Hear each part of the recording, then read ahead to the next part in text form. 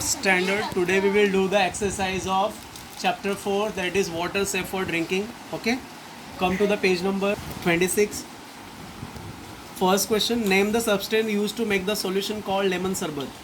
Lemon sarbat बनाने के लिए क्या क्या यूज़ होता है? Answer is given here. Salt, sugar, lemon, water. Salt, sugar, lemon, water. Next question is, why is that water that looks clean and transparent may not be fit for drinking? अगर पानी साफ भी दिख रहा है तो ड्रिंकिंग के लिए अच्छा क्यों नहीं होता है? क्योंकि उसमें जर्म्स होते हैं. क्या होते हैं? और जर्म्स अपने को दिखते नहीं है. तो आंसर देखो, because it contain disease causing micro organism, क्योंकि उसमें बीमारी फैलाने वाले कीटाणु होते हैं.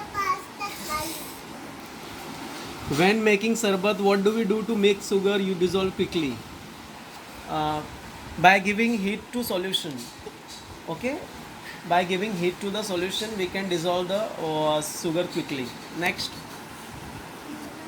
does oil float on water or sink it?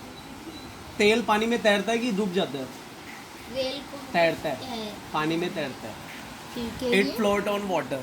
It float on water. Now next question, fill in the blanks. Substance like salt and water dissolve after some time when added to water. Substance जो है salt और sugar क्या होता है? Dissolve हो जाता है.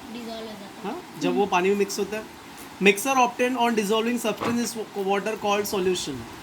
जो मिक्सचर मिलता है डिजोल्व होने के बाद उसको क्या बोलते हैं? Solution. Third, ORS example of useful solution. OR किसका एग्जांपल है? यूजफुल सॉल्यूशन का. All micro organism are not useful, some can cause disease if they enter our body. सब माइक्रो ऑर्गेनिज्म यूजफुल नहीं होते, कुछ क्या करते? बीमारी फैलाते हैं.